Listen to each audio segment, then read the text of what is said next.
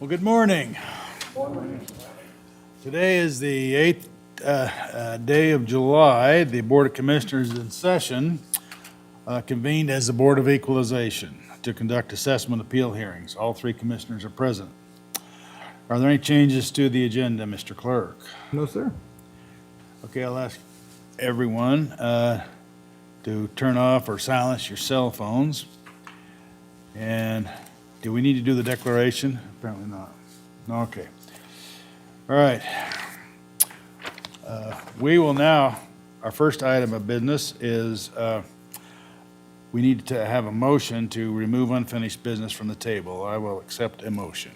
Mr. Chairman, I move to remove the unfinished business from the table for consideration. Second. Okay, you've heard the motion. All in favor, say aye. Aye. Aye. Motion carries. It's the homeowners exemption recovery appeal. I understand this will be tabled once again. Is that correct? I'll accept a motion to table this till the 24th of July. Mr. Chairman, I move to table the homeowner's exemption recovery appeal for parcel number R0486080080 to Wednesday, July 24th, 2024. Second. Okay, you've heard the motion. All in favor, say aye. Aye. Aye. Motion carries. All right, the first item on new business is a business tax exemption, Dairy Gold. Is there anyone here going to present anything for him? All right. Is there any questions or information on this Dairy Gold? It's a business tax exemption. It's something that was granted, what, 3 years ago? Yeah. And so this is rather perfunctory. There's no reason to, is there any discussion on this? Okay, hear none, I'll accept a motion. I move that the Board of Equalization approve the following tax exemption pursuant to Idaho Code Section 63602NN, the business tax exemption, Dairy Gold Incorporated, and authorize the chair to sign the documents on behalf of the board. Second. Okay, any other discussion? Hearing none, all in favor say aye. Aye. Aye. Aye. Motion carries. Okay, the next one up is a qualified investment exemption. Again, this is from Dairy Gold and Photronics that was granted several years ago. Any question or discussion on these two? Hearing none, I'll accept a motion. Mr. Chairman, I move that the Board of Equalization approve the following qualified investment exemptions pursuant to Idaho Code Section 6330229B as recommended and approved the assessor and approved by the assessor for Dairy Gold Incorporated and Phototronics Incorporated, and authorize the chair to sign the documents on behalf of the board. Second. Okay, any other discussion? Hearing none, all in favor say aye. Aye. Aye. Motion carries. Thank you. Okay, we will now take up the first hearing on a tax exemption appeal, and this is the Idaho Shakespeare Festival. And we will take these up in all at the same time. Is there anyone here from the Shakespeare Festival? Good morning, sir. Chairman Beck, Commissioners, Frank Lee with Shakespeare Festival. I'm ready to speak unless Go ahead. you, thank you. Before you begin, can we get IT to raise the volume just a little bit? I serve as legal counsel to the Idaho Shakespeare Festival. Thank you for giving us the opportunity to speak to you about the festival's property tax exemptions for 2024. The festival requested the tax exemption under Idaho Code 63602C, the charitable exemption, for its amphitheater, for the buffer zone around the amphitheater, and its production facility, all of which are necessary for its charitable operations. The festival filed a long-form application this year and provided extensive information because this was the year identified for its annual or 10-year renewal or some change. And the application was denied.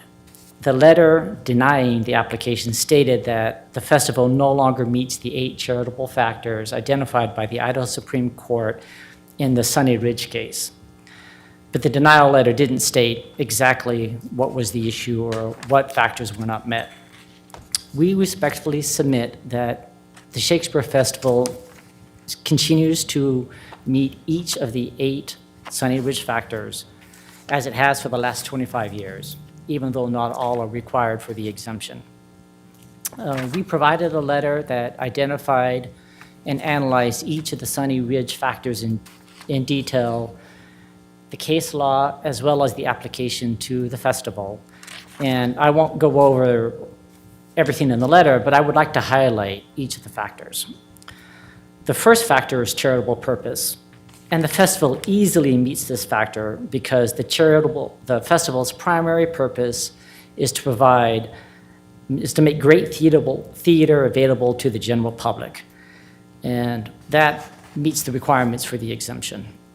The second factor is charitable function, and the festival's functions are entirely charitable under any measure. The Idaho Supreme Court hardly endorsed cultural charities such as the festival as meeting the charitable requirements for purposes of this exemption. The third factor is donor support. The festival is broadly supported by the general public in cash in-kind services, with cash alone making about 40% of the festival's operating budget each year. The fourth factor relates to payment for charitable services. The festival sets its ticket prices at multiple levels that are calculated to make great theater available to the general public. Ticket prices are also well below what a for-profit operator would charge for similar performances as those put on by the festival. The fifth factor is whether a general public benefit is provided. As is typical of cultural charities like the festival's gift to the public is the cultural enrichment that can only be provided through cultural experiences like in-person live theater. This is exactly the kind of charitable gift that the Supreme Court contemplated when it enunciated the Sunny Ridge factors. The sixth factor is whether a profit is made. The festival has never made a profit. The festival instead has a multi-million-dollar operating loss that is made up every year by generous donations of cash from the general public. The seventh factor relates to assets on dissolution. This factor is met by the festival like any other 501c3 organization. It's a technical factor, but the assets of the festival, if it ever is dissolved, will go to another similar charity for the same purpose or a qualified governmental entity. The eighth factor is the need for charitable services. Everyone needs cultural enrichment, and the festival is just one of the many charities that provide cultural enrichment needed by the general public. Again, not all 8 Sunny Ridge factors are required, but the festival meets them all, and to our knowledge, none of the factors cut against the festival. In closing, we respectfully request that the commission grant the exemption as requested, as all of them are needed for the festival's ordinary charitable operations. We are happy to address any questions or any concerns that the commissions might have. Thank you. Okay, thank you. Are you suggesting that on your original long form application that you addressed all of the 8 factors in the Sunny Ridge case?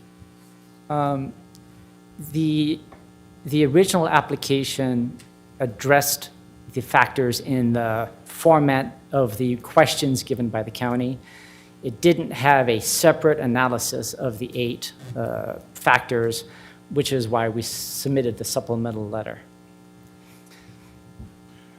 Well, it seems to me that the record that you've provided does meet the 8 factors, and your original application did not, and that's the reason that we're here today. Is there any other questions? No, just as an application of what the chairman just said, I agree. Your supplemental letter did actually clarify in my mind some of the precise Sunny Ridge factor applications, like the 40% and the donations of in-kind donations, and then your prices compared to other. Those were important factors that I didn't get out of your original application, so I appreciate the supplemental information that you gave us. So I would agree with the chairman in that regard. Go ahead. Could you address the property that's intended to be used as the buffer zone for the festival, and why just unused land should be considered part of the charitable exemption? Chairman Beck, Commissioner Davidson. That was addressed in detail in the letter that accompanied the original application. But the buffer zone is an indispensable part of any outdoor theater. If the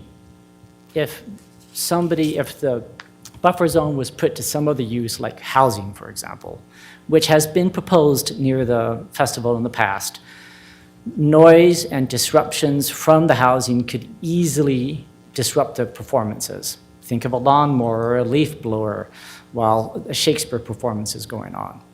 Likewise, the amphitheater makes noise too, which can disrupt outside uses. And so the buffer zone was required so that the performances can be enjoyed without material disruption, and any outdoor amphitheater anywhere has to have a buffer zone to function. Otherwise, it won't meet its intended purpose, and it won't be an outdoor amphitheater in a way that allows these sort of performances to happen. And the use that we've put it to is really the only use we could do other than to pave it. But right now, it is maintained as buffer zone. Thank you. Okay. Mr. Chairman? Yeah, go ahead. Excuse me, just as an amplification of that, in your additional letter, you did use a similar comparison for buffer zones. One was the birds of prey that you used in terms, because there are facilities like that require buffer zones to help them meet their stated purpose. Are there any other similar things in terms of, because I think the comparison with the birds of prey was a good one, but are there any in terms of similar kinds of event centers like yours? Well, I happen to help people cite event centers, and that is one of the critical considerations for any event center like the Shakespeare Festival, for which amplified sound isn't critical. I mean, an event center that's a rock concert has fewer buffer issues than an event center, which is a live in-person theater performances, where you're not blaring ear-splitting sound. And here, I think that the sound sensitivity is about the most important thing, and the buffer zone that we have right now is about as small as it can be functionally to be able to deliver the kind of acoustic buffer that is needed. Thank you. Okay. Any other questions or discussions? No. All right, well, thank you. I think we don't need anything from our legal staff, do we? I appreciate your presentation, and if I hear you correct, you're saying our application is not correct, that we don't have all the Sunny Ridge factors on the application. Is that right? Chairman Beck, I filled out a lot of these Long-form applications. application. The long form asks lots of important questions, and the Sunny Ridge factors are in the answers, but it doesn't specifically ask, hey, can you do an analysis of the Sunny Ridge factors? Okay, well, you've done a detailed analysis. I appreciate that. I think if we'd had your analysis to start out with, we wouldn't be here today. But here we are. Thank you. Thank you. Thank you. All right, well, it's before the board, all of the Shakespeare properties. Is there any more discussion or a motion? Mr. Chairman? Yeah. I appreciate the fact that they did come forward with additional information for us, help us come to a conclusion, so I would support granting this exemption based on the additional information we received And so I can make, if you're Yeah, open for a motion, I'll. let's take a motion. So I move that the Board of Commissioners, sitting as the Board of Equalization, approve the exemption appeal on the parcel number, well, Well, all the parcel all numbers. of these numbers, and I'll read them all.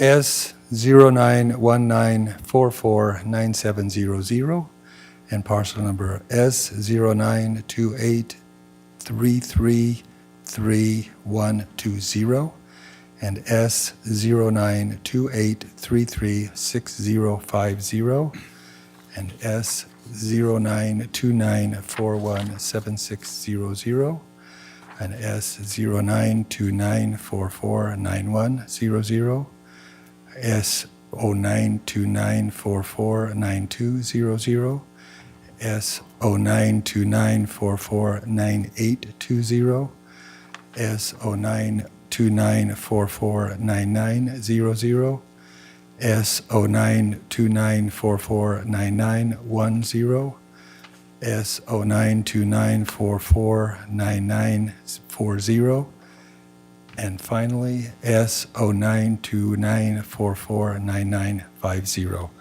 and authorize the chair to sign the documents on behalf of the board. Okay, we might add, this is under code, Idaho Code 63-602C, charitable exemptions, and this is for a 100% exemption. Correct. Okay, is there a second to the motion? Second. Okay, any further discussion? Okay, again, I might add that the additional information that was provided in its appeal, it met the burden of proving it's a charitable organization under Idaho law. And so I'll support the motion. Any other discussion? Hearing none, all in favor, say aye. Aye? Aye. Motion carries. Thank you very much. Appreciate it.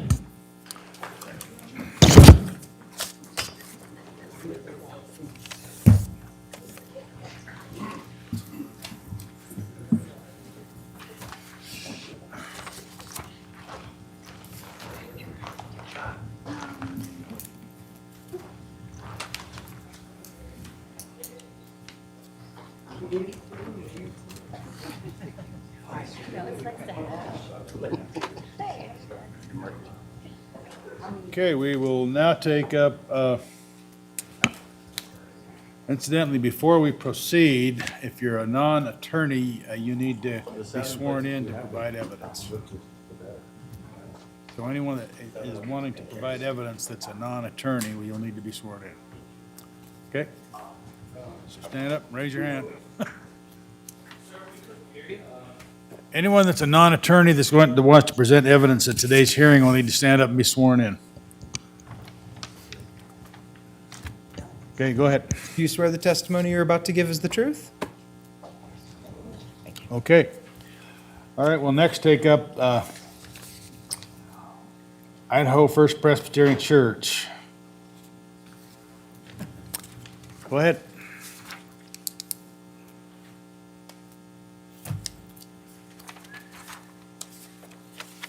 Good morning, Chairman Beck and Commissioners Daly and Davidson. I'm John Goodell, the Racine Olson firm, appearing again representing First Presbyterian Church of Boise, Idaho, Inc. And we are here on a Board of Equalization appeal from the 2024 application. And it would be my request to be allowed to give a brief summary of what I perceive to be important financial aspects of this as budget folks and as people dealing with budgets. I think that's critical to the issue of what's charitable and what may not be. Then I would like to briefly call the Reverend Dr. Kukla, the pastor and chief of staff for FPC, to testify. And then I would like to briefly call Cliff Nauman as CEO of the YMCA to testify. And then I'd like to have the opportunity to conclude with a final argument after that evidence. Okay, go ahead. Thank you. May it please the commission, The financial practicalities I mentioned are these, which I think bear heavily on the charitable aspect and the religious aspect of this. FPC receives, and I'm going to use rounded numbers here for ease of understanding, receives about $90,000 a year from the Y for overhead and utility expenses, mainly to for the Y's operation of the daycare and about 10,000 square feet of the building, FPC, up at 950 South State Street. Receives about 90,000. Now, that translates to a square foot rental rate of just under $9 an hour. In comparison, the office and retail rental rate in downtown Boise at comparable locations is about $20 a square foot. So the difference between the just under 9 and 20 being $11 a square foot is the subsidy that First FPC provides to support the daycare. It's about $110,000 per year. And in addition to that charitable contribution, the Y subsidizes the families who send children to attend the daycare of about $65,000 of the $90,000 that is paid to FPC. So between the Y of $65,000 and the rental reduced subsidy of FPC of $110,000, that equates to $175,000 that the two entities combined contribute and subsidize the daycare. If the if the tax on the church, as was assessed last year, is just under $30,000. So if the church has to pay that $30,000, its subsidy goes up from $110,000 to $140,000. And if it gets passed on to the Y, if that were a possibility, then obviously the numbers of the subsidy of the Y would be affected, and equally FPCs reduced. So with the levy of the $30,000 tax in 2023, on top of the $175,000 the two entities combined, we are now at $205,000 charitable or actual expense being levied. That is the amount with the tax that is being levied as the cost of operating the daycare if one were to assume a business and commercial purpose daycare. It's a big number. And year after year, it accumulates into a bigger and bigger and bigger number. And that's the financial reality by the imposition of the tax, and that's the financial reality of what's being charitably contributed by the church and by the Y, as just explained. So I think that's very significant. There is also different this year than last year, and I think this is the same as last year. The numbers in the record are the same as they are this year, just explained for the 2024 year as they were in 2023. But There was the issue last year of the charitable statute, charitable entity exemption was not originally applied for in the 2023. We attempted to add it on the appeal, which is de novo, meaning starting anew, and it was not addressed by the BOE last year. We attempted to raise it on our appeal to the district court, which also followed your 23 decision in declining to address it. And so that appeal is now pending to the Supreme Court for the 2023 year. So we have rectified the failure to include at the outset the charitable entity claimed exemption under 63-602C and included it along with the worksheets and application and so forth in the filing originally with you here. In this year's exemption, now appealed, you addressed that only on the religious entity exemption and did what you did last year in granting the 82% partial exemption, but denying it as to the 18% balance.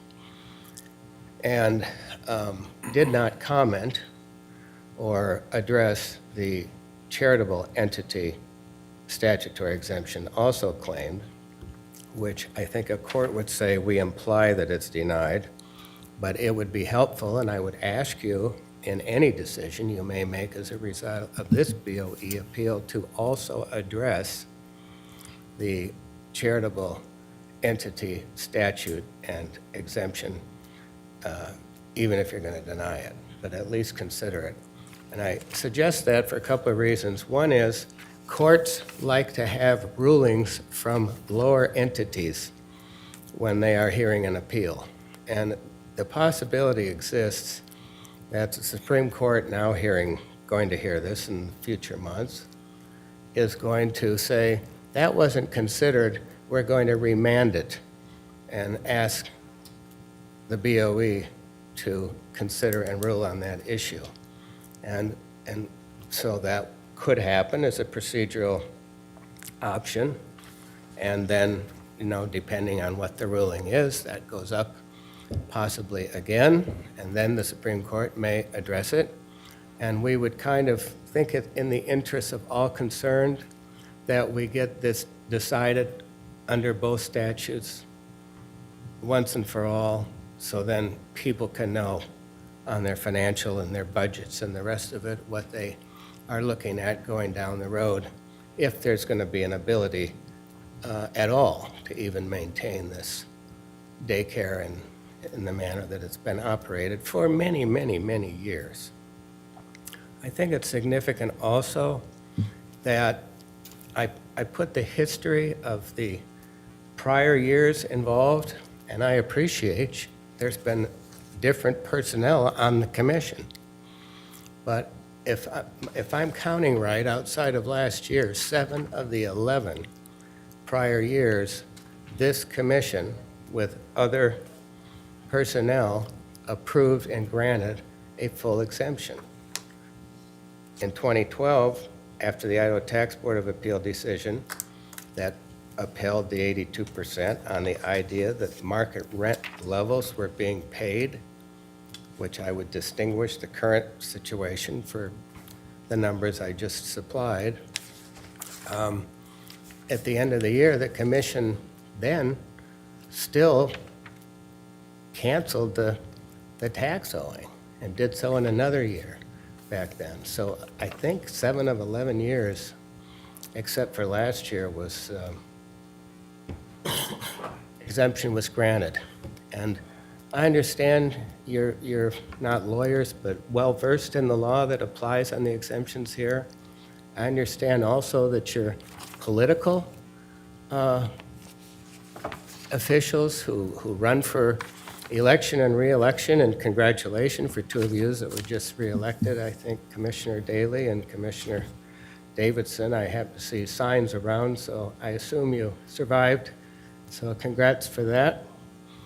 And this is a difficult situation for the church and for the Y and for the service it provides and the subsidies and the amounts I've indicated, even without the tax added. And with the tax added, another almost $30,000, it becomes increasingly problematical. I can't tell you what's going to happen or wouldn't happen. I see I'm about out of time here, and I haven't called my witnesses yet, so I would have to ask your indulgence to give me 5 minutes to call each of them, if you would, and allow them to testify, and then quickly wrap up following that. Okay, go ahead. All right? Would Go you ahead. like them to Have questions. testify in a witness box, or Well, wait. from the council table, or where? Wherever you want them. Go ahead. We have a question for you, though. Go ahead. So our previous decision, which you appealed, we denied you on the religious exemption. Correct. And that's currently pending appeal. Now, is it your position that we're bound by that particular decision, or are you asking for that to be reconsidered by this board? I don't think that you can reconsider the 2023 decision. I think that's moved on in the appellate process. And so what's before you is the 2024 appeal. But I think the door is open for you to do what you want with that. And there's nothing binding, at this point, because you have to apply for the exemption, each year over and over again. So I think it's a new decision that you make in 2024. Perhaps mindful of what you did before and mindful of what the district court, which agreed with it, but we don't have a final decision, conclusively determine it from the Supreme Court. We may not for months. So you have the job to do to decide the 2024 one now. But I think those financial figures that I submitted were present in the record before, but perhaps not explained or argued in the fashion I'm doing here today. And so I think, taking into account the large charitable subsidy, it's not an outright zero cost. They are getting some revenue, no question about it. But I think it also is a very large subsidy, and it impacts directly the legal issues, to what extent the daycare operation is a regular business or commercial operation that should be taxed. If the church was being paid $20 a square foot in rent, I don't think we'd be here. They'd be getting $200,000 in revenue. They'd be happy to pay the $30,000 tax. But that's not the reality financially, and it is a very large subsidy, and I think that it qualifies for some extent by reason of that The to a majority of charitable. your arguments today are on the charitable exemption as opposed to the religious exemption. The charitable exemption, which wasn't considered by the district court. So you're bringing sort of a new argument that hasn't really been resolved. Is that your? That's correct, but that's not all I'm bringing. I'm also relying on the religious entity and subsection B of that statute, which is comparable, I would say, to the charitable exemption on the lease part of it. And I think both of them talk in terms of what's a business or commercial business should be taxed. And, I guess that begs the definition somewhat. What is it? And I'm suggesting today that because of these large subsidies, it is not a regular business or commercial business, that is the daycare, under either statute.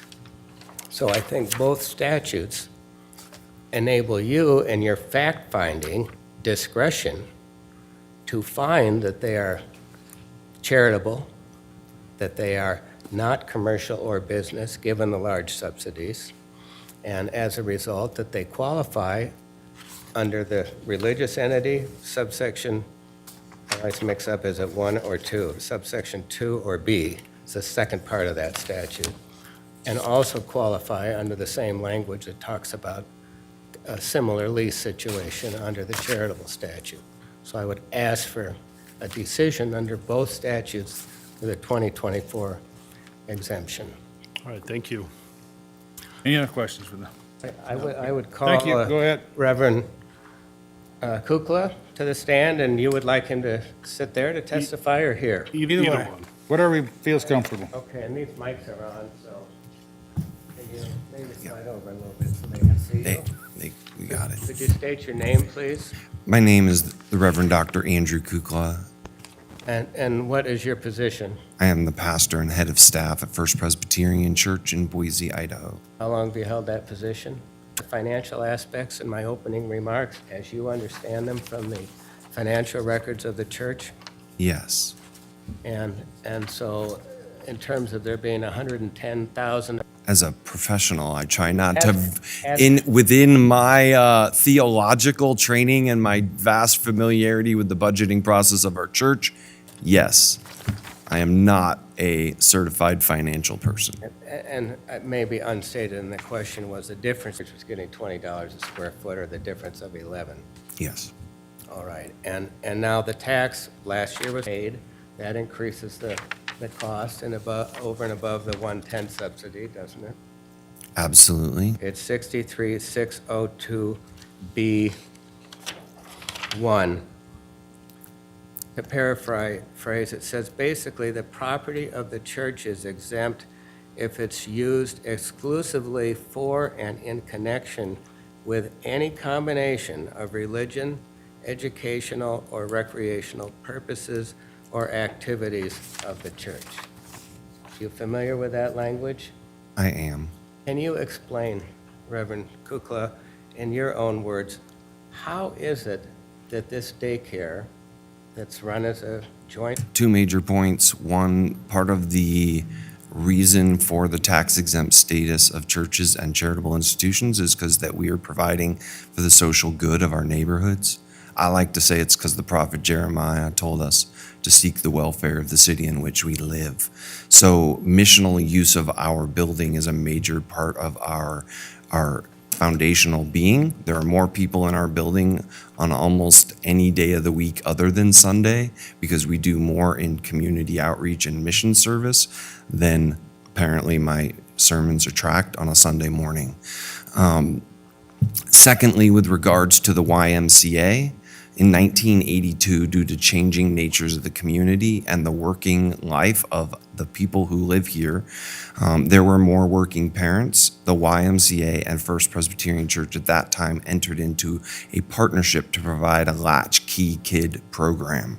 That partnership has now grown into a before and after elementary school program, a 7 a.m. to 6 p.m. 5-day-a-week daycare and preschool and summer camp space provided at cost by the church and never in an intent to commercialize our real estate. It was always about how can we who have a physical gift meet them who have a programmatic gift to meet the needs of our community, which I think is foundational to who we are as a church and as a charitable institution. it just comes to mind out of the blue that Jesus said something like, let the children come to me, or something along those lines. I'm no biblical scholar, but would you comment on that in relation to the daycare? The Presbyterian Church USA, the denomination of which we belong, is a 300, which includes our own no longer affiliated but originally started College of Idaho by a Presbyterian minister as a Presbyterian college.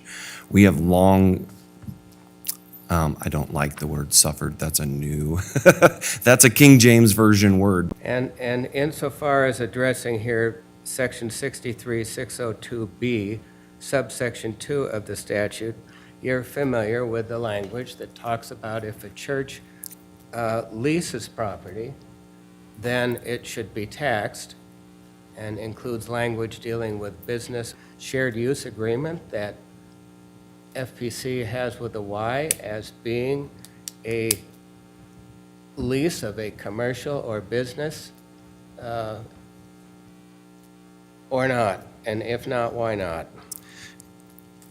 during the tenure of my being here, subsequent to the appeals of the shared use, I run youth group in that space. Our nursery on Sunday mornings is in the toddler room that the preschool uses on Monday to Friday. So the church still uses that space, and the church the personnel, water, utilities, paper towels, plumbing bills. I think it's hard to imagine just how much destruction 100 kids every day do to a building until you've had to pay the bills. So no, not a lease. And the proviso of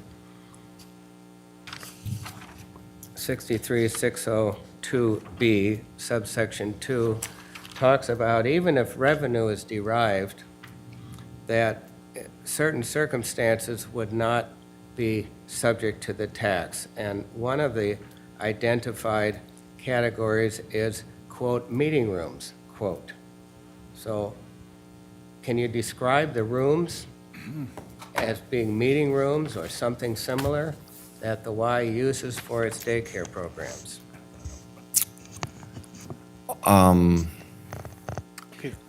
Classrooms are meeting rooms, are they not? Commissioner Beck. Could you wrap it up so we could Yeah. get on with the program? Our classrooms are meeting rooms? Yes, they are all usable probably only as educational classrooms. And as far as recreational facilities under that proviso, there's outdoor playground equipment and playground also utilized by the daycare.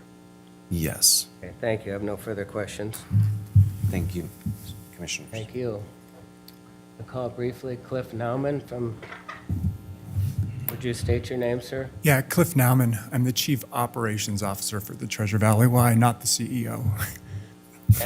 And the financial summary that I gave at the outset here, is that correct in terms of your understanding of the finances, the contribution and the subsidies between the Y and the FPC to run and support the daycare? That's correct.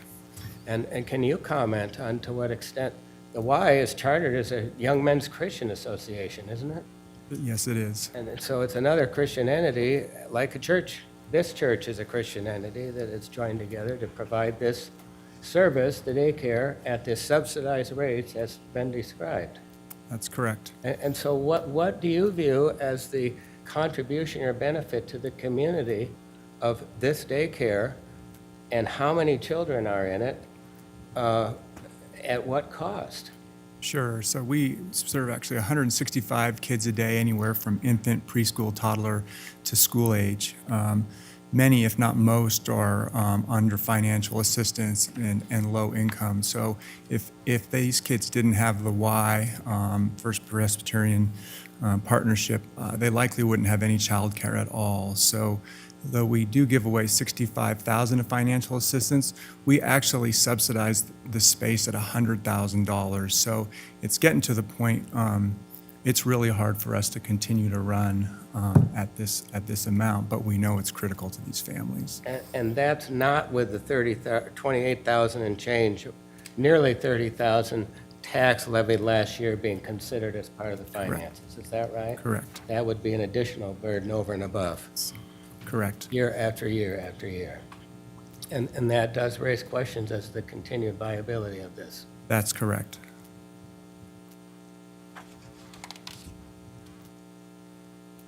I have no further questions. And Mr. Nauman, thank you, sir. Okay, thank you. Okay, if you could wrap it up, sir? I'm sorry? If you could wrap it up? Yes, I'll be glad to, and I appreciate the extra time, and I know that you typically, allow, a lesser amount of time, and last year as well as this year, you've been very considerate and generous in giving me adequate time to try to present this to you under the law and the facts. I think that you have discretion, as prior commissions have had discretion, to determine what is charitable, what's religious, what's a business or commercial activity, what isn't, and that you could choose, if you wish, to construe and apply these statutes in a manner that continues the exemption that has existed for prior years. And I think the community benefit and these factors of Sunny Ridge, which were outlined in the prior Shakespeare Festival situation, apply in a similar way that would equally support such an outcome here.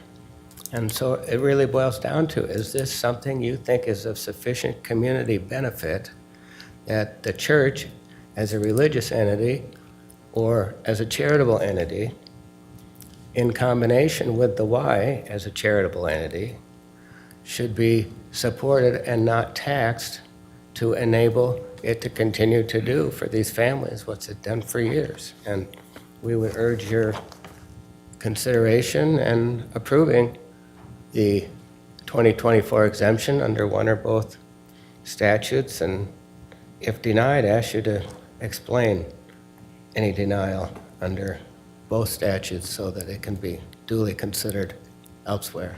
Again, thank you. I have a question for you.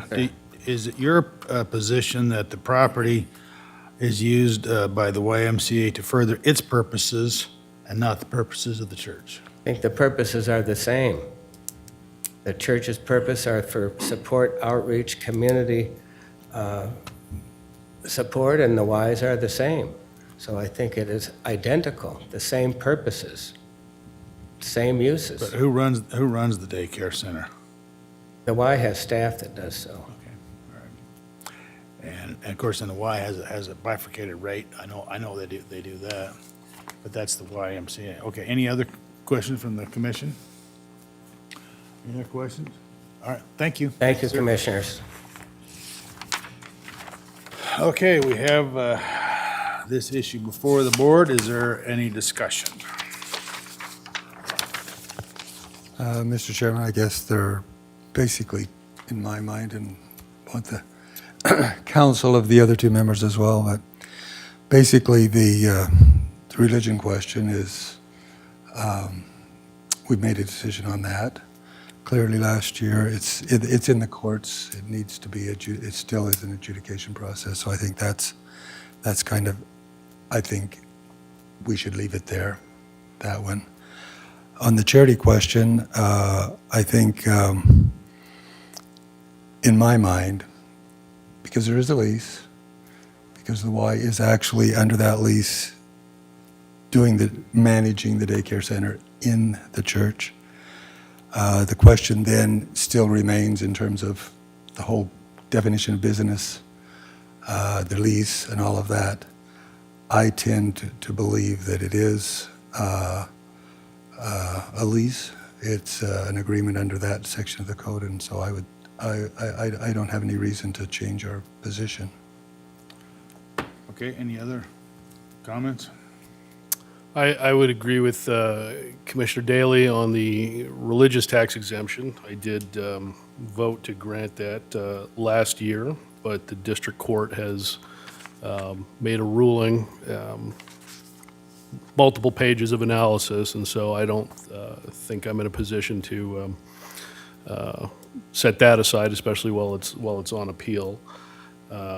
I would grant on the charitable exemption because I think we've seen evidence that the lease is sufficiently subsidized to consider it a charitable donation to the YMCA.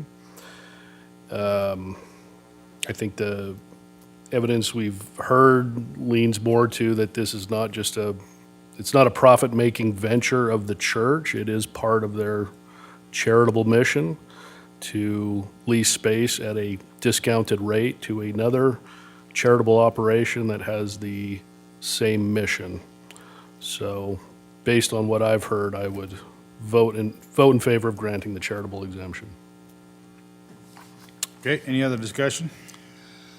Well, just not being an attorney myself and not being in court, I think that is a question that the whole lease under the code and the lease question and how it applies in terms of this case, I think is probably and appropriately adjudicated question, but not for us because we're not attorneys, first of all, and we're not a court.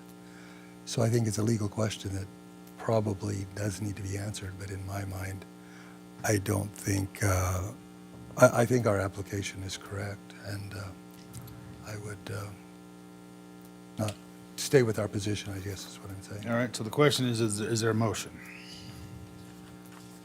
Also, I would move that the Board of County Commissioners, sitting in the Board of Equalization, deny the exempt appeal on parcel number R1013005667 and authorize the chair to sign the documents on behalf of the board. Okay, is there a second to the motion? I'll second the motion. Any further discussion?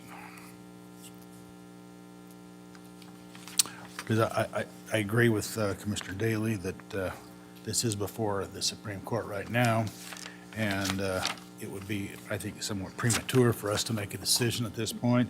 It does seem like the church is receiving substantial income, and the purposes of I know it's been presented that the YMCA and the Presbyterian Church have joint purposes. But nevertheless, I think it's good to continue to offer the 82% exemption, which we do, and the 18% exemption, which is clearly in the court and will be adjudicated in the court. So any further discussion? Okay. All in favor, say aye. Aye. Aye. Opposed? Nay. Okay. Thank you. May we be excused? Yes. Thank you. Thanks for the time. Thank you, absolutely. Okay. We next have up the American Legion.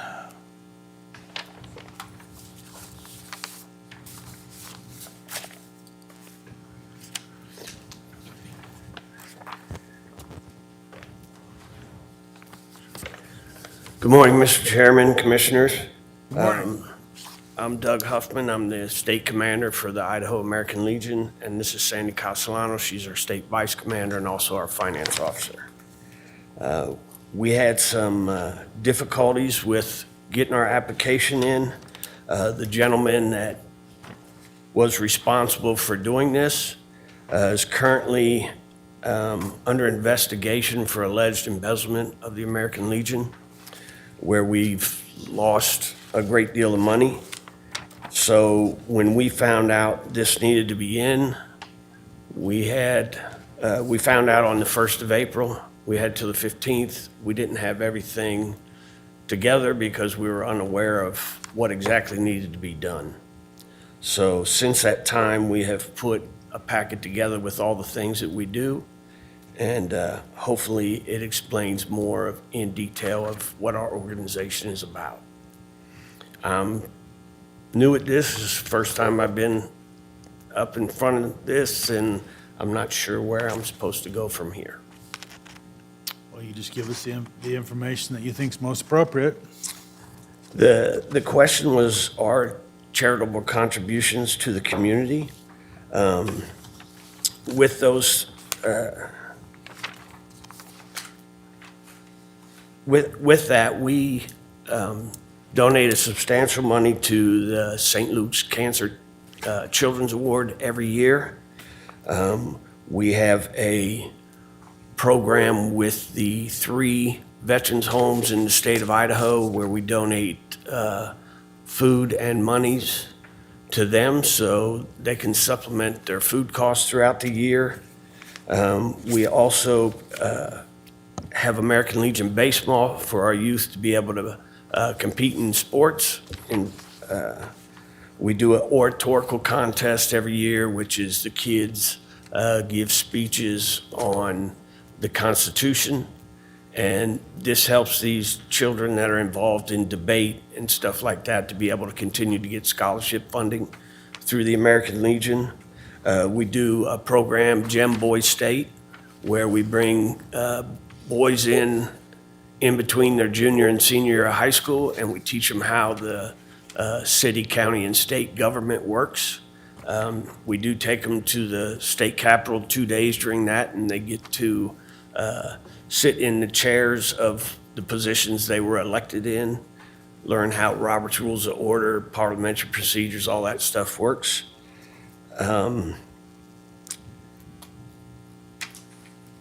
We also have a program within the prison system where we have a couple of American Legion posts inside the prison system where these prisoners get old bicycles and refurbish them and donate those to underprivileged children. They just had a request for 70 bikes, I believe it was from the Nampa School District, so that when school was out the middle of April, they were able to give children that didn't have bicycles for the summer bicycles. So that was another way that we give back to our communities. What am I missing? I think the suicide prevention would be a good thing to do. We're heavily involved in suicide prevention training. We've been losing 22 veterans a day to suicide. We've got a intervention program set up where if a 911 call comes in from a veteran, they contact us. We go to the site. Once the site is safe, we can go in and talk to this veteran. We have over 600 units set up that we can put these veterans in, whether they need substance abuse or mental health issues with depression or PTSD. We have the facilities to be able to put these individuals in these facilities. When we put them in the facility, they sign a release so that when they are released from the facility will contact us and we can continue their care with them once they get out and help them to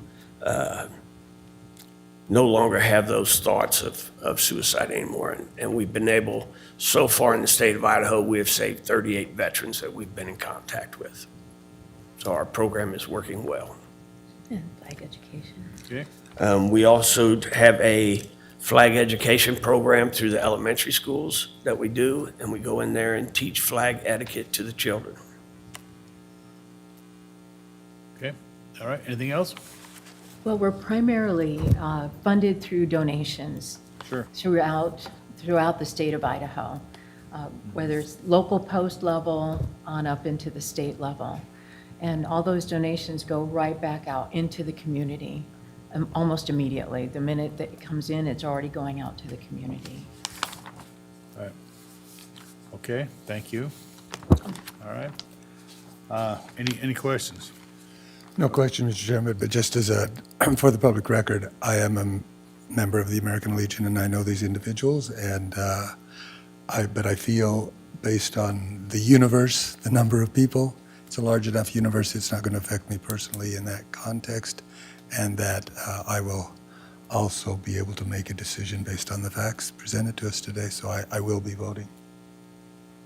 Okay. Any other, go ahead.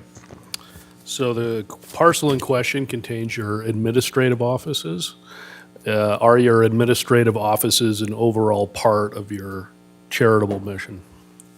Yes.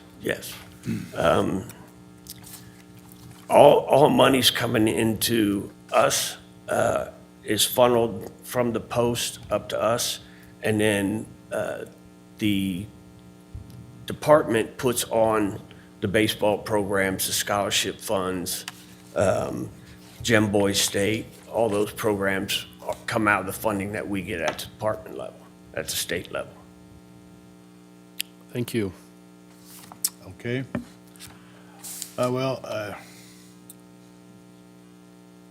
It's unfortunate that you've had some of the difficulties that's ongoing.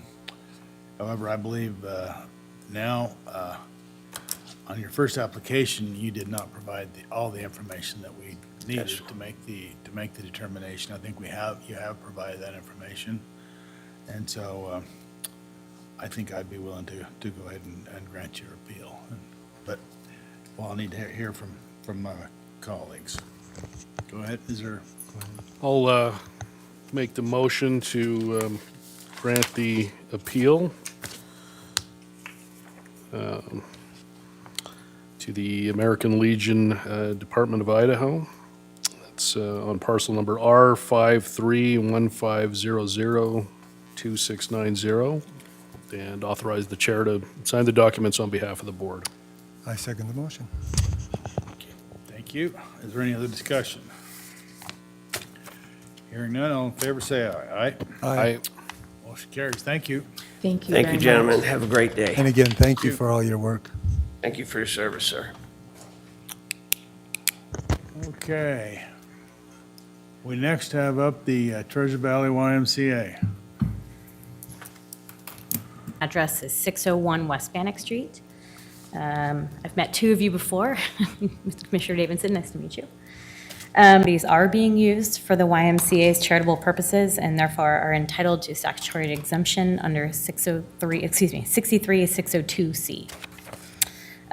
There are two properties at issue, and R35308600060. These parcels constitute the Tomlinson YMCA, the key property in the charitable mission of the YMCA, which is, and we provide healthy living to adults and youth development to young people in Ada County at these properties. We have recitation meets the definition of charitable in the appeal letter we submitted a few weeks ago, but I will review the highlights here. First, the YMCA's mission is charitable. That is to provide personal development and wellness to members of the Treasure Valley community, including Ada County and the surrounding area. The YMCA offers evidence-based disease intervention and management programs and support for those at risk of or suffering from conditions like prediabetes, Parkinson's, cancer, Alzheimer's, and heart disease. Sports programs for youth, adults, and families promote teamwork, social interaction, and physical skills and instill a sense of empowerment. For the fitness center activities, we provide these services at a rate that is tied to area median income rather than market rate. In addition to the YMCA's fitness center at issue here, the YMCA also provides community events and wellness activities, plus youth development programs like summer and after-school camps and childcare. The YMCA is a public charity. It provides services that would otherwise be provided by the government and private expense. It supports youth development, much like school, and without government contributions, and it supports adult wellness, which would otherwise be paid for by government health programs. 15% of the YMCA funding is private donations. The service fees folks pay do not account for all of the YMCA's expenses. YMCA operates at a loss, and the donations are what keep the YMCA able to provide its services. And while the YMCA provides a fully amenitized fitness center experience, it does so with a cost of membership that is affordable, as I said before, tied to median income rather than market rate. Also, the YMCA provides a lot of financial assistance. Though it is not like a traditional almsgiving charity, it is a charitable public benefit organization that provides key health and wellness services to its members as well as the community at large, with community runs and other fitness and wellness-oriented events. Those who cannot afford those programs are provided financial assistance. As outlined above, the YMCA derives significant support from financial contributions to encourage healthy living among the general public and youth development at all the YMCA's youth programs, including theme programming, as those who can afford to receive the services. The amount charged does not cover the costs, and these services, along with other YMCA programs, are partially funded by donations. Further, the YMCA broadly serves the public with community programming.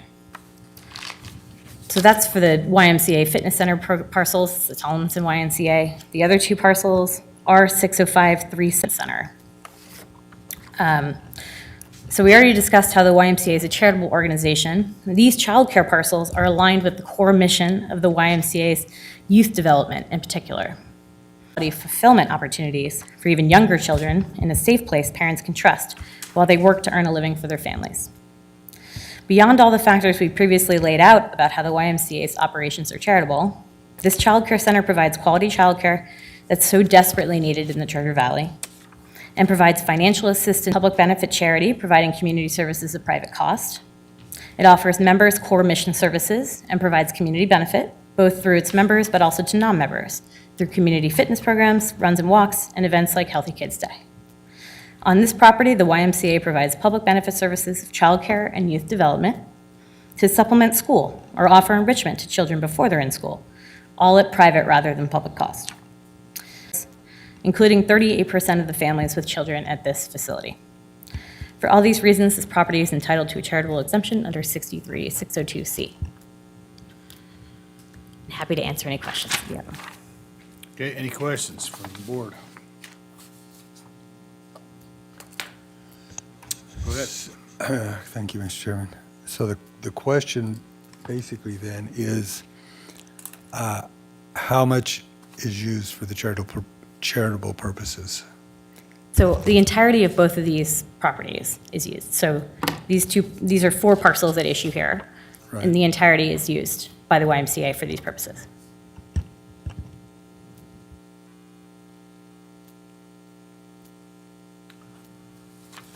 Okay, any other questions, discussion? So with regards to the 2 parcels, in the Tomlinson South Meridian YMCA campus. Yep. You want to specifically talk about what is Thrive and what it does and how it uses the parcels? Sure. I think I stated that in our letter here, so let me go back to that. And also, I do have Tom O'Neill as well, who's the CFO, if you want to speak about it. But let me start, and if he has anything to add, he can. So the Thrive parcel is 0060, parcel 0060. It helps those with disabilities participate in fitness programs. So that parcel in particular focus on folks with disabilities in our community. Okay, any other questions? The condominium units on the parcel ending with 040, do you want to address those? Well, so that Tomlinson YMCA facility is condominiumized. But the YMCA's, these are all the YMCA's parcels that we're asking for the exemption. Any common area on the YMCA parcels, we had an assessed value of $0, so we noted that in the letter. That's why it wasn't included here on the agenda today, presumably, but that common area is lobby space that's shared with the St. Luke's as well, who also run operations on the property, but it's all part and parcel of the Tomlinson YMCA facility. Then on the other 2 parcels, are you saying that 100% of the parcels are used for charitable purposes, including the administrative offices? Yes. Are you talking about the childcare parcel specifically? Yes. Yeah. Yeah. Okay, thank you. So, Mr. Chairman, Yeah, go ahead. specifically then, I'm looking at the 40 and the 60, those 2 parcels. So who specifically uses them 100% of the time? The YMCA does. But how? How do they use those 2 parcels? I'll have Tom give a little bit of detailed background here. Hello, I am Tom O'Neill, the Chief Financial Officer of the YMCA. These are the childcare parcels, right? These are he's talking about the Tomlinson South Meridian, so these are parcels 353, 086, 0060, and 0040, correct? Correct. Those are 100% used by the YMCA. The Thrive Center is an acronym for Together Helping Realize Individual Goals Every Day. It's for a neurodiverse population. There's a high sensory room and a low sensory room. 100%. There's no other entities using it. We have youth programming for families with those type of children to come in and use it. And is the other parcel the pool? I'm not sure. I mean, there are 2, Yeah, yeah. I believe the other parcel is the aquatic center, which is 100% used by the Y. Okay. Does your application indicate that? I believe it does. Is that correct, Counselor? Mr. Chair, no, I think that was, some of the confusion here was just trying to figure out how parcels ending in 4.0 and 6.0 were being used, because they're listed as condo units. And so we were just trying to figure out what specifically is used for those rooms. Understood. So the Tomlinson Y was constructed in two pieces, so we didn't achieve the capital campaign before we did the pool. So, and there's condo units. St. Luke's owns theirs, gets their own exemption. But our units, when we added the pool, we also added the Thrive area. And those two units were new when we did that. So they were converted from unplatted to platted. Right. And then for the other two parcels, one is administrative and the rest of the properties for daycare? It's totally, it's totally childcare. Administrative, there's, an office in there for the director of the center. Okay. Well, that seems to be what what we need to determine is the absolute use of those two pieces of property and whether those uses qualify for a charitable exemption. Is that not what's before us today? Okay. And you have suggested that they are being used exclusively for a charitable purpose. 100%. Yeah? Okay.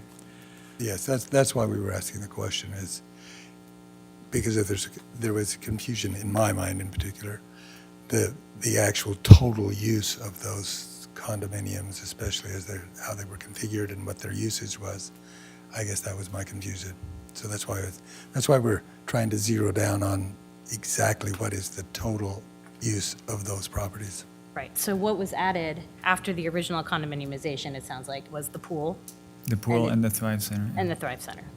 So those are two new units that were originally common area. This was part of the confusion of last year's appeal.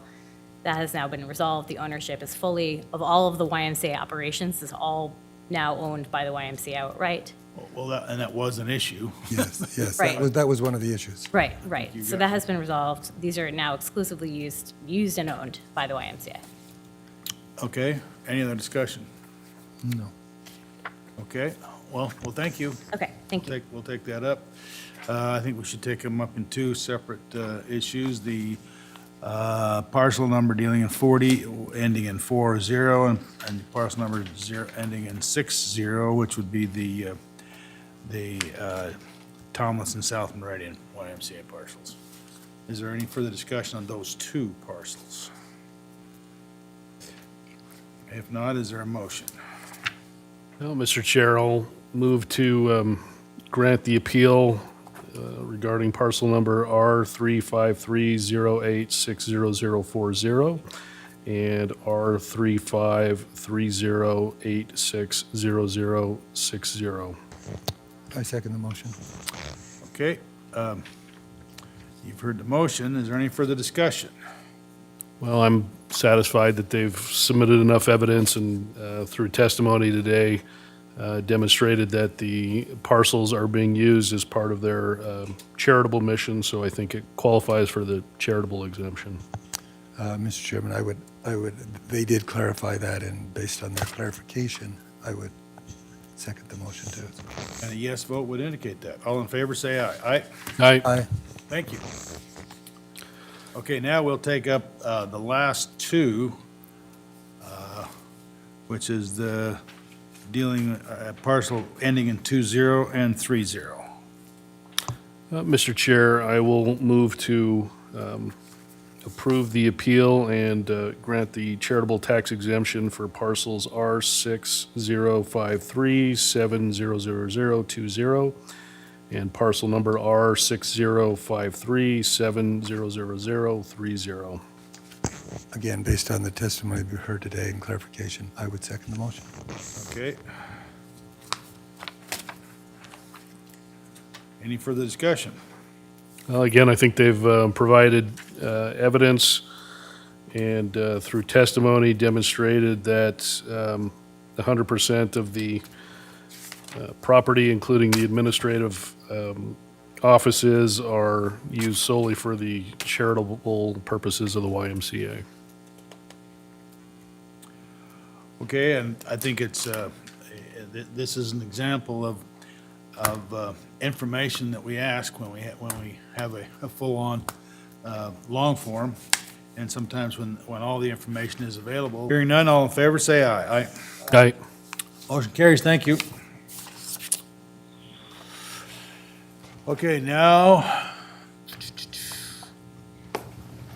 I think that concludes this morning's hearings, does it not? That concludes this hearings for this morning, so we will be in recess until 1 o'clock. 1 o'clock, thank you. And you're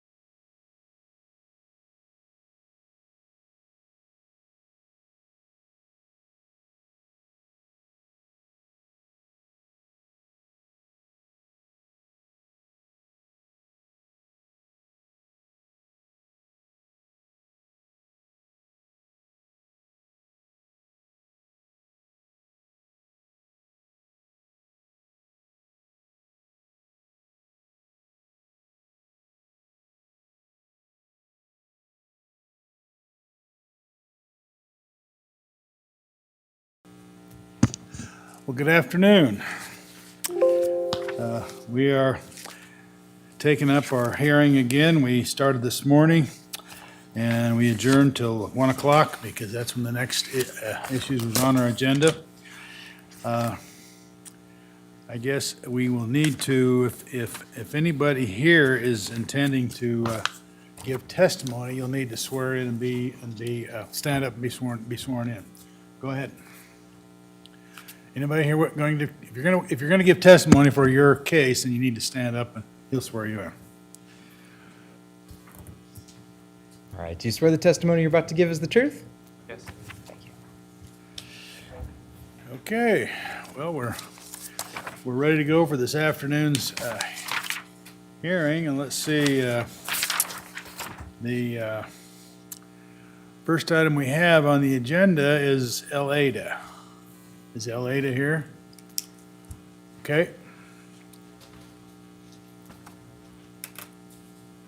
All right, go ahead. Good afternoon. I'm Katrina Vincent. I'm the Executive Director for El-Ada. I've been here with you before. Last year, we asked for an appeal on our 28th Street apartment complex. That isn't supported with federal or state dollars. That's supported with the rent amounts. You did extend that for us so that we had a little bit more time to see if we could enroll some of the residents in Section 8 housing. Section 8 just opened up in the last couple of weeks. I did bring a breakdown of what the rents are, if you'd like to see that. We're still charging very, very low rent amounts. We typically don't make any money on that. We do have 3 of the people that are on Section 8 housing, but we still can't charge a lot of rent because there's quite a few repairs that need to be made. So we've been looking into some grant funding through the city of Boise to make improvements to that apartment complex. But right now, we just need more time to make that a profitable situation for El-Ada. Right now, it isn't. It just breaks even. Okay. Those are all the parcels that begin with the letter R. Okay. It sounds like we have our Vista office on the list, and we're not requesting a tax exemption for that office. And then we have a new complex, Celebration Acres, and that's the last parcel number on the list. So we have a different argument for that community there. Okay, so you're withdrawing your request on the Vista Avenue property. We did not, we weren't requesting one Okay, for the Vista Avenue. and on the Celebration one, the 5 parcels under the low-income housing exemption statute, that's your first one you're asking about? You've appealed that one? Yes, those first 3 that start with the letter R, those are 28th Street. Oh, I thought we had 5 properties there. Do we have 5 properties there? Nicole? Yeah, so there's 5 parcels. It sounds like the one that they don't want to appeal is the S1022325777, Okay, and that's so the that Vista one. We're taking that one off the list then. Yes, and then the one that they just talked about, those are the The 4. R68, the R1s, and then Celebration Acres is its own parcel. Right.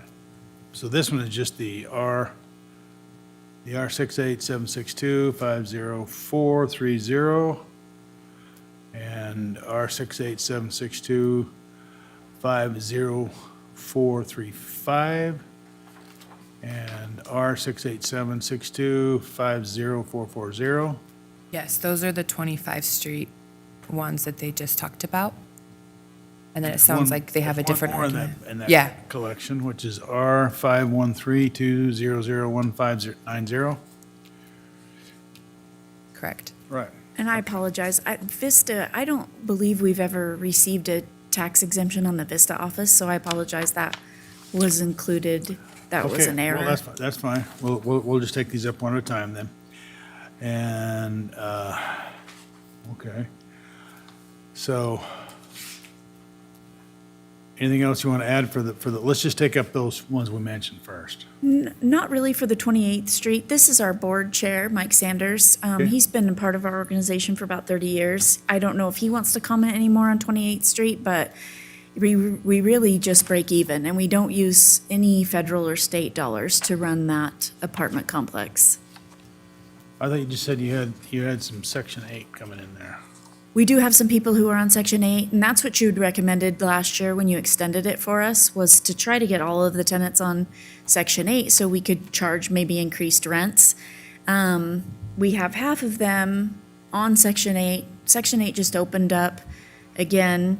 We have started the process of putting more formal lease agreements in place, but there are pretty significant improvements we need to make before we'd feel comfortable charging a lot more in rent.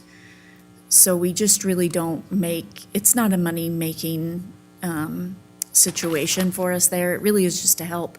Most of those tenants have been there in, longer than 10 years, some of them as long as we've owned it for 30 years.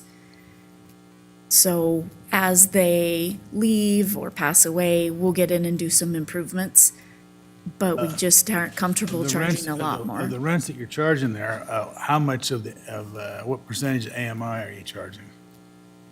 30% or lower. On all of them? Yes. And you've provided that documentation to our staff?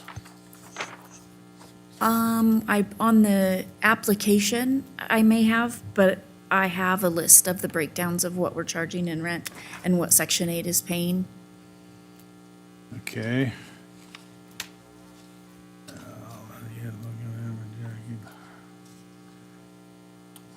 Okay, Nicole, do you have anything to add to that? Yes, Go ahead. Chair. So for the statute that it's under, it's not the charitable exemption, it would be the low-income housing, which is 63602GG. That one doesn't, That's one they've applied for. that's the one that they applied Okay. under. And under that, there is a distinct breakdown of what each rent needs to be percentage-wise. So in the initial application, the long-form application that was provided to our office, the long-form application said that all units at this complex were rented at 60% AMI, which doesn't meet the breakdown. And then one of the other requirements under the statute is that there's a provision in the lease that says tenants shall not be evicted based on their inability to pay for a period of 3 months if there's a catastrophic event. The lease provided to our office in the long-form application was a 1999 lease, and it did not have that provision. So based on that, that is why it was denied originally. All right, and under the code for low income, this is 63602GG, Correct. all right? And your application had that all the units were at 60% or less of AMI? 30%. If Oh, you said so, 30%. then I believe that would have been a clerical error. Oh, okay. If I might add, I serve as kind of the caretaker of the property on a volunteer basis. All of our tenants there are people of very low income, and what we charge in rent sometimes doesn't even cover our maintenance costs for the month. So if we have to start paying tax, we won't have any option except to raise that rent. And frankly, some of those people will be on the street if they had to pay much more. Okay. All right, any questions from this? Go ahead. But the question is the 30 versus the 60, because originally they submitted it was 60, correct? They stated 60. Now you're stating 30. Yes, I believe that would have been a clerical error. Okay. Mr. Chair. Yeah, go ahead. It looks like one of the requirements is that tenants aren't supposed to be evicted for not paying rent for up to 3 months when the inability to pay is due to a catastrophic event. Now, is that in your current lease agreements, or is that your current policy? It would definitely be our policy, but it isn't in the lease agreements. We can add it to the lease agreements, but that isn't currently in there. But we have never evicted anyone for non-payment. Is it unwritten policy or written policy? Kind of an unwritten policy. We can make sure that it's included. Okay, and how many units are involved in all these parcels? 6. 6 units. And all 6 of the units, you suggest, the rent is 30% or less of AMI. Correct. Is that the documentations that we have? Commissioner, we do not. It sounds like maybe they have it today. But our office wasn't provided any rent rolls or any documentation that it's 30%. We based our analysis off of the long form application, which stated that they were at 60% AMI, correct? But if they all are 30%, they would qualify for this code section. Yes, And if they'd add that to their lease. yes. So, Do they have to add it to their lease, or can they just state that it's their policy under oath? The statute's not specific on that, Commissioner Davidson. It only supplies that they need to work with the tenants for up to 3 months if it's based on a catastrophic event, and then it defines catastrophic event. did you bring your rent rolls with you?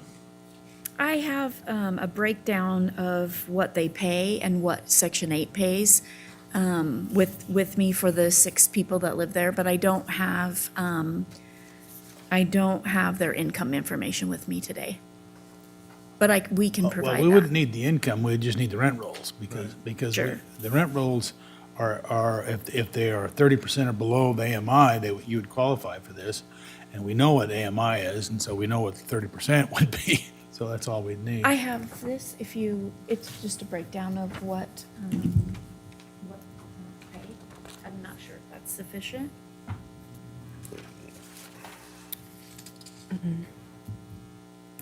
Commissioners, I can review this, except for I'll have to check what AMI is. I don't know.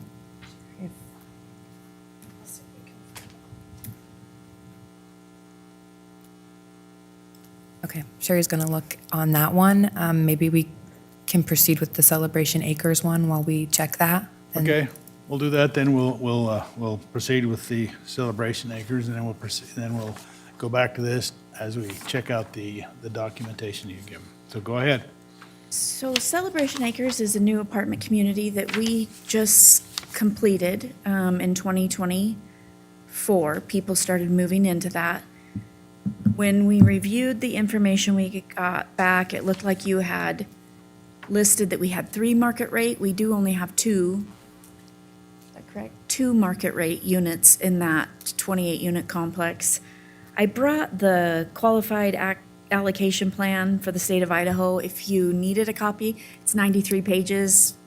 We also emailed it to you. So there's just the 2 market rate units in that. Our business partner in that gave me some bullet points to share with you. Nonprofit ownership and management of Celebration Acres, which allows for the exemption. Similar to 28th Street, we do not use federal funds to support that low-income housing community.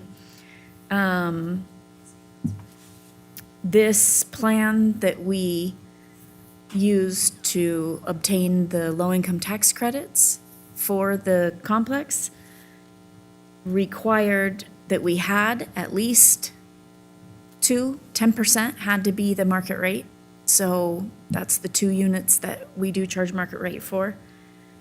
Another point that our investment partner brings up is that the city of Boise is in need of 15,571 affordable units as of the last market study.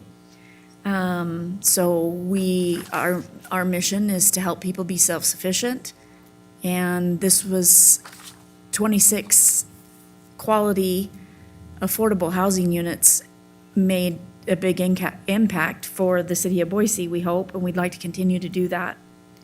We do provide supported services to clients as needed through our veterans program at that complex. And we are just asking to use the 89.3% tax exempt percentage, as that's what units are affordable and not market rate. And I understand that you're applying under 63602 GG4C. Correct. If I'm reading that correctly, any property used by a taxpayer to qualify for tax credits under the provisions of 26 USC Chapter 42 or any successor programs until such time as property is solely owned by a nonprofit organization as defined in this section and is no longer utilized to receive federal tax credits. I think, the way I read that, if you, once you accept if the federal tax credit, because that's a large tax credit, because you're in a qualified census tract, are you not? You're getting your partner's getting 9% credit? Correct. Right. Am I correct in that? Yes, under the statute, if they receive federal or low-income housing taxing credits, they cannot receive this exemption according to the statute. So how do you respond to that? We're just reading the statute to see if you actually qualify for because it was the legislature that granted this low-income housing tax, or not the low-income housing tax, but the tax credit for low-income. But this is a federal program, and the state says, if I'm reading the law correctly, the state says that you can't get both, and you already have one, and that's the reason that you have a partner, right? Because they bought it for the tax credit. Sure. But Is that those right? tax credits only go to the investors. Oh, I know who they go to, and I know all about the tax credit program. I'm fully aware of it.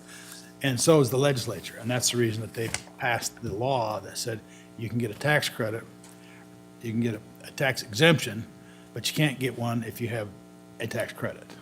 Now, I know that they only go to the investor, but that's how you got equity, is they bought the tax credit from you, correct? Correct. Yeah, so you got the equity to use the tax credit. And if you have an issue with this particular provision of code, you might want to take it up with your legislature, because that's what it clearly states that, does it not? Yes, in 63602 GG, and I believe it's under provision 4C.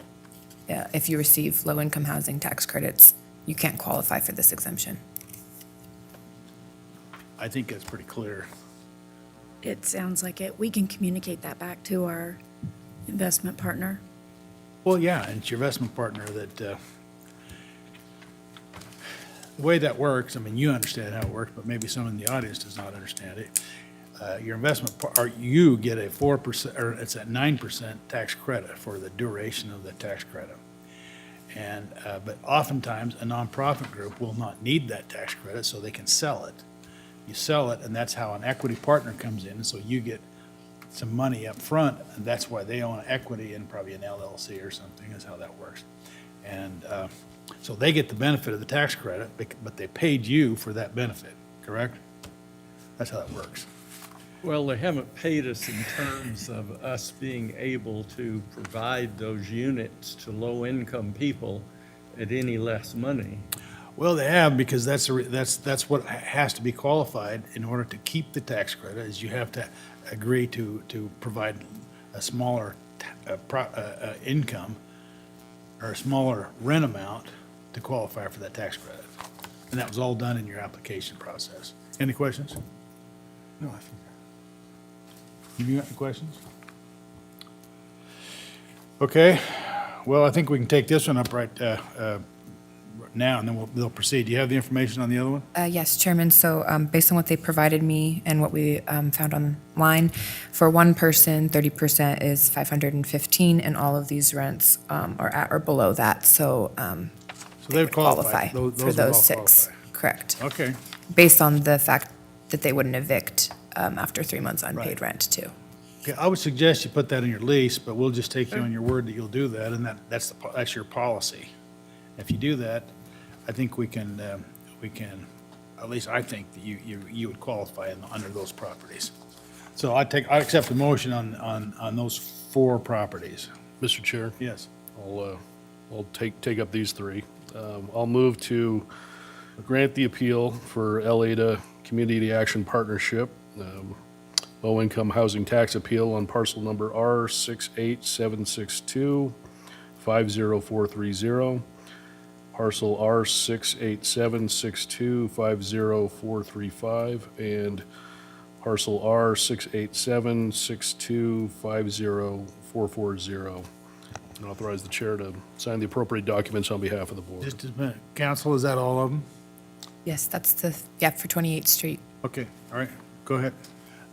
I second the motion based on the fact that what the chairman said, with the understanding that it's going to be clarified in your rental agreement and so forth, so that it's clear that that's your, not just your stated policy, but your written policy. Sure. So I'll second the motion. Yeah, okay.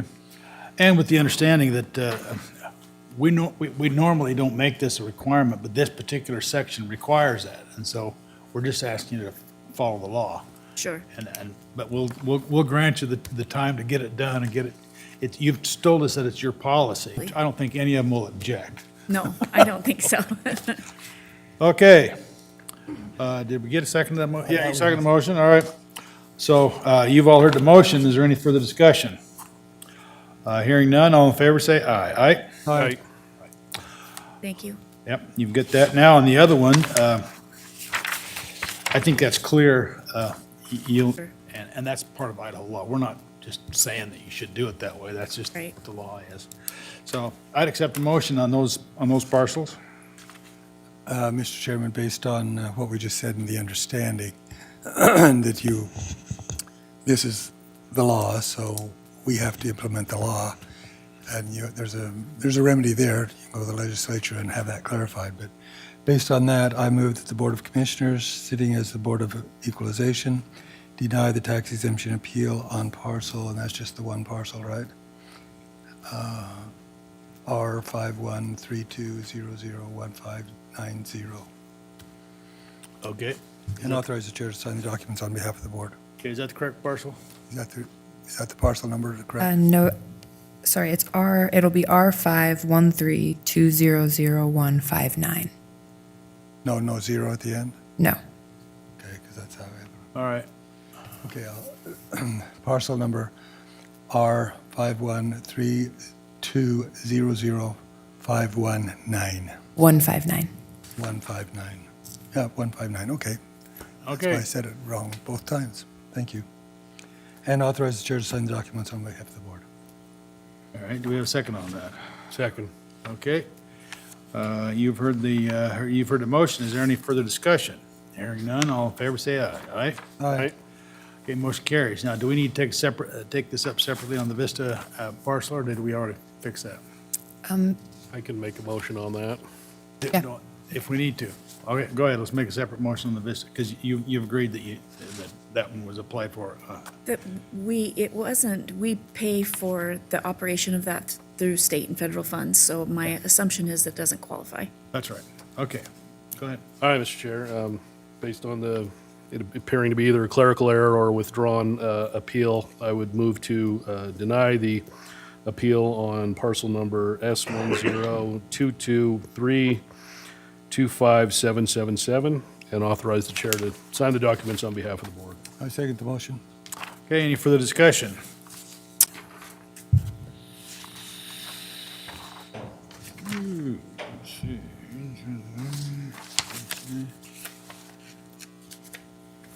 Okay, L-Ada. We have the 8 parcels that St. Alice has applied for, and they have no hearing. And I understand that we've got sufficient information to grant the exemption. So I would move that we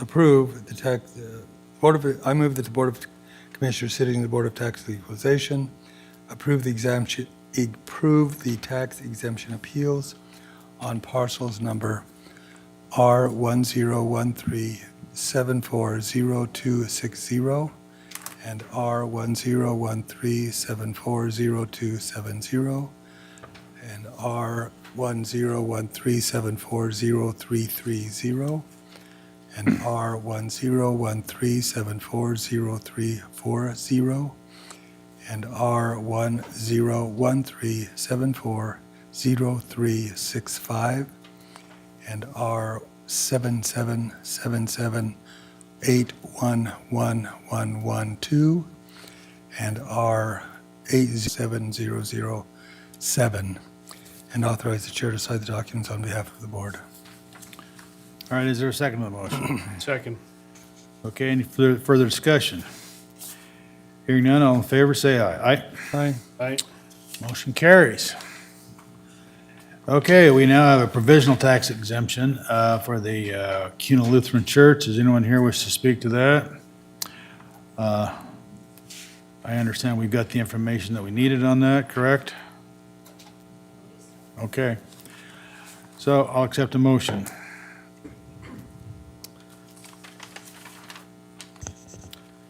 I'll move to approve the provisional tax exemption for Cuna Lutheran Church Incorporated, parcel S13242333800, and authorize the chair to sign the documents on behalf of the board.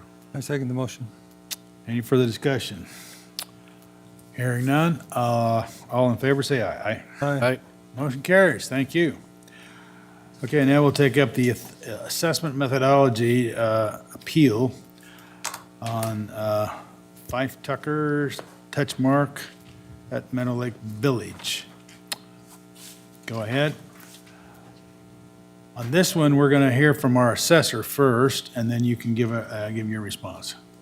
Because you're appealing their methodology. Right. All right, go ahead. Actually, I think I'd rather let them go first. Executive Director for the Touch Mark at Meadow Lake Village Retirement Community. Okay. So we're here today to challenge the change in methodology that went into effect for 2024. So Touch Mark at Meadow Lake Village opened in 2000 rental homes, assisted living, and memory care rental homes. And then we have cottage or duplex homes that are occupied under a residency deposit agreement. So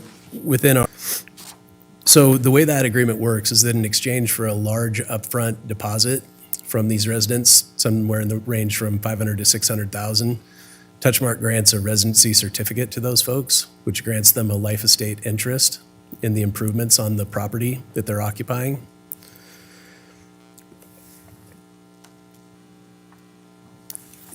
The way we've historically handled this is at the time exemption to the Ada County Assessor's Office along with the residency certificate as proof of that life estate interest. So I wanted to give that history before referencing specific points, but as we've gone back and looked at the at the code in place, the relevant points, 637017 includes the holder of a life estate interest as a deemed owner of property for purposes of taxation. The other point that we wanted to make is that section 55815 states that an unrecorded instrument, because the process that we've gone through in terms of executing the life estate interest between the two parties and then submitting that to the assessor's office as proof of that, appropriate method for assessing tax, whereby Touchmark had an S parcel for all of the land, including the land under, and this is a good representation here. So this right here represents all of the land that's owned by Touchmark at Meadow Lake Village. The section in the middle is owned by Touchmark as well. So their S parcels historically have had all of the land as well as the apartment-style rental buildings that Touchmark at Meadow Lake Village owned. And then there were individual O parcels for the fee simple interest or the real property improvements that the individual residents owned, or not owned, but that were deemed owners by virtue of their life estate interest. And I forgot to mention, I'm sorry, that we do have a number of our residents here today as well that are interested parties that wanted to participate and listen. But our real basis for this, as I've stated, is that there is a life estate interest. There's an agreement between the parties that grants that life estate interest, which is a basis for property tax obligation on the part of our residents, separate from the land, which is and has remained in the as an obligation of Touchmark. Okay. Well, and just to clarify again, you are suggesting there is indeed a life estate interest. Correct, and I submitted, oh, sorry, excuse me. And how do you arrive at that? So as part of our residency agreement, and this was part of the appeal packet that I put together, there is a residency certificate that is executed between the community and the individual residents, and I can provide a copy of that if that'd be helpful to see. No, it's a, what'd you call it? It's a residency certificate that says grantor, Touchmark at Meadow Lake Village, for good and valuable consideration, the receipt of which is hereby acknowledged, is hereby convey unto the residents whose address is, and then it's the address of the home, as grantee for the term of the grantee's life and for the life of the survivor of them of husband, submitted to the assessor's office. So it's an unrecorded document, which I was looking at that section 55 that referenced the validity of an unrecorded document. If it's provided as notice, and it is provided as part of our submittal to the county when someone enters into the life estate obligation with Touchmark. Okay. Any other? Thank you. Thank you.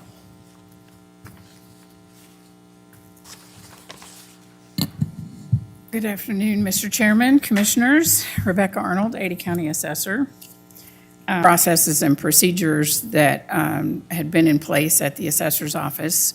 One of those was looking at the assessment procedures that related to Touchmark. Two issues became apparent immediately in the facilities, and the other was that the life estate requirements were not being met. I questioned how the 91 attached cottages were being assessed and how the 78 cottages with homestead exemptions in place were meeting the eligibility requirements. I determined that this appraisal method did not meet the statutory obligations of my office to provide a full and accurate plat map, to attach parcel numbers to meets and bounds descriptions, and to obtain information from recorded documents regarding ownership of property. There were no valid legal descriptions provided by Touchmark for the cottages, and nothing regarding the ownership was recorded. The documents that Touchmark was providing as proof of ownership and homeowners exemption eligibility fall short of the life estate requirements. I sent a letter to Touchmark advising them of our concerns, our willingness to work with them to find a solution, and our intention to assess the detached cottages as part of the larger commercial enterprise if Touchmark opted not to pursue correction. That letter was sent last fall. Assessing the cottages as part of a larger commercial enterprise promotes consistency and equity with similar properties and facilities. There are a number of these in the valley, and all of them except Touchmark have been assessed as commercial enterprises.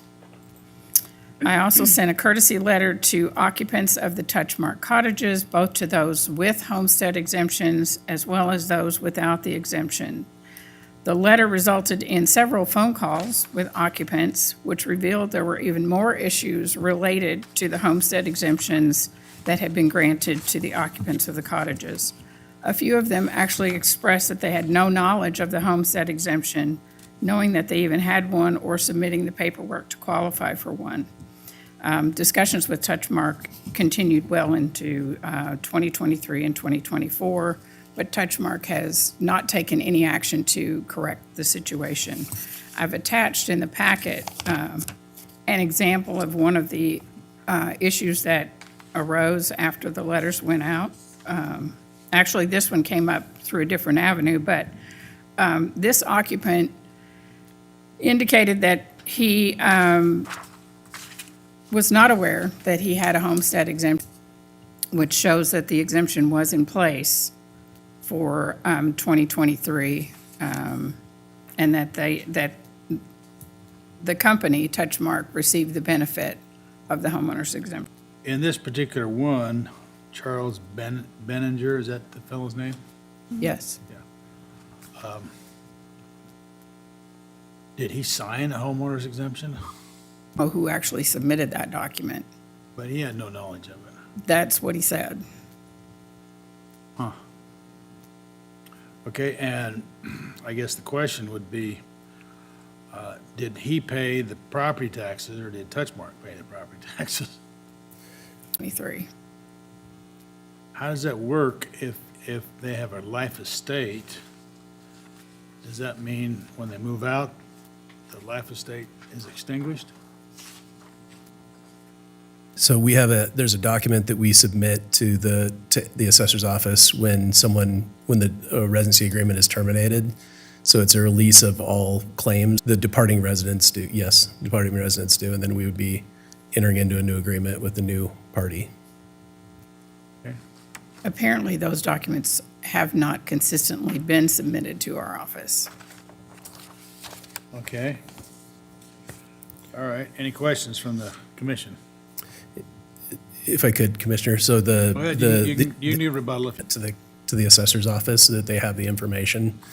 The other comment I'd like to make is just that I recognize that our situation may be unique from other providers in the county, but I also want is something that is unique about our offering, which it is compensation that allows us to offer that life estate interest in the property. So I just wanted to note that it is a unique agreement that does make us different from other providers. And the other thing I wanted to say is that in terms of the recording of the land and the meets and bounds and those things, we feel that we've met the requirements as it relates to the land that's owned by Touchmark. And the life estate interest is a right or privilege to the use of those assets and for these purposes. Well, I understand what a life estate interest would be, but I don't understand how you can jointly own something.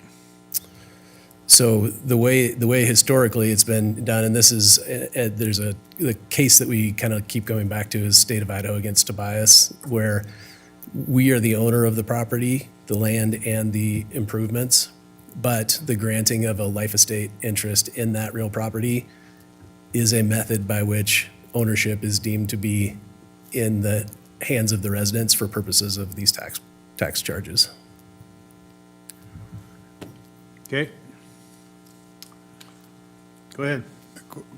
So you feel that the life estate process, even though the property is not meets and bounds, et cetera, recorded, et cetera, gives the opportunity under the law to have the homeowner exemption? I do. And so for the past 20 years, that's the way it's been done. So the S parcel, which is the land, Touchmark has been responsible for that tax. And then these individual O parcels for the improvements upon that land have been the basis for individual assessment of each of those structures and the tax assessed value that was the basis for the tax calculation. So you feel Touchmark qualifies for a homeowner exemption on more than one parcel? I believe that the individual residents who have a life estate interest in these individual dwellings have a right to the homeowner's exemption. Even though you're the owner? Correct. And my clarification is just the definition under the code of what an owner is, and one of those qualifications. So on these individual parcels, there's three methods. One is there are some of these homes that are rented. In that case, Touchmark does. There is no homeowner's exemption in that situation because there is no residency agreement with those residents. Billed separately directly to the resident. And then the third is the homeowner's name is on the tax bill. Touchmark pays those taxes on their behalf. And in those situations, both that gold and platinum offering, they're the residency deposit. Case Tobias versus State Tax Commission? I'm sorry, what? Did you review the case he's citing, Tobias versus State Tax Commission? I have not seen that case. And Well, that would be a legal analysis. yeah, just to clarify our position, I have no doubt that Touchmark may have intended to grant life estates, but they never followed through. After this was set up, they didn't follow through and actually grant those life estates. The documentation that they're using does not grant a life estate. There's no definitive legal description to attach a life estate to. And they didn't record anything to grant a life estate. Does our lawyers agree with that assessment? Sorry? I didn't hear you, sorry. Does our lawyers agree with the assessment that our assessor made? Yes. Okay, so it is your opinion, our lawyer's opinion, that that document that the applicant, Well, without, Sherry Morgan from the Ada County Prosecutor's Office, Mr. Chair, without getting into our legal advice that we have given to our clients. Sure. It appears from what they have stated today and the appeal that and I don't remember what you call the residency agreement there, certificate. but that does not legally convey a life estate to those folks. It's not recorded, there's no legal description. So two legal problems. One, they're not recorded, as you've heard, and also there's no legal description associated with that. Legally, in order to grant an interest in property, you need to have an actual description of the property, a legal description, other than an address. well, that's included in the statute of frauds, is it not? Correct. In order to have a legal property, you have to have in writing. Correct. And it has to be, and the recordation is another matter, but I don't think it actually has to be recorded, because that's up to the beneficiary of the deed. Correct. I think, I don't know, but anyway. So what's to stop them from remedying this by filing whatever needs to be filed? Well, they need to condominiumize it. It was, or townhouse or something. You'd have to have separate legal descriptions. Is that what you're saying? They can plat it Plat it, and have separate legal descriptions for each each property. cottage and do that legal description, which is what statutorily the Idaho Code requires them to do that. So the way this is, by continuing to assess this property in this manner. But there are workarounds. There are workarounds, and the workarounds as you've described them, okay? Mr. Chair? Yeah, go ahead. So to Touchmark, if you want to respond, is there a reason why you haven't platted this and submitted the documentation that it's a life estate? We're using what we have on there as a description indicates the Touchmark and Meadow Lake Village cottage home, phase number, unit number, and then the tax parcel number that was assigned to that home. So that was our attempt to provide the description of the parcel that was the life estate applied to. Those parcels office at that time. So we were trying to comply with what we thought was appropriate for the conveying of the description of the real property that was pertaining to the agreement. Mr. Chairman. Go ahead. A question for the assessor's office. In terms of the consistency in equity, Yes. so for consistency purposes, they would be the ones need to be changed in terms of the law, in your opinion? Well, They would need to clarify, I guess. the way this has been handled in the Thank you. And one clarification there is, I don't believe any other providers in the county have a upfront deposit program the way we do, where we collect. between the residents and the facility owners. We don't have that information. Yeah, I just wanted to clarify that the life estate program is, I believe, unique to us as well, and it's set up intentionally to allow residents of Ada County to claim the homeowner's exemption through the granting of the life estate interest. Would it be that difficult to make arrangements so that it would comply with the law? I would want to understand fully. When we looked at this, and I'm not an attorney, I have some attorneys that are helping me look at these things. Their position was that the land has been described, does have the meets and bounds, does have all those things that are required, and that the life estate right or interest is a right to privileges associated with that property. It's not directly owning that home itself, right? And so we were advised at the time that we didn't need to subdivide.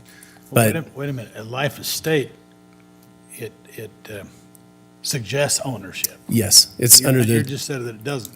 I'm sorry, we retain, so the property itself is owned by Touchmark, right? The home and the land. So A what does life estate, the life estate gives you the right to occupy it? the life estate gives you the right to a number of things, including the occupancy of the home for the remainder of your life. And that was But one of the requirements of a homeowner's exemption is you own it. And that's, so, and I know we're going in circles here, but I'm trying to just clarify that they do not legally own like a fee simple, they do not own legal title to the home itself, but they do have a life estate interest in the home, which under State versus Tobias and under the section 637017 is stated as a means of ownership for recognition for these purposes. Okay, well, I understand your position. Okay, is there any other discussion? So I'm assuming if we deny your appeal, then your tax liability is going to be quite a bit more this year? Our residents' tax liability will be considerably more.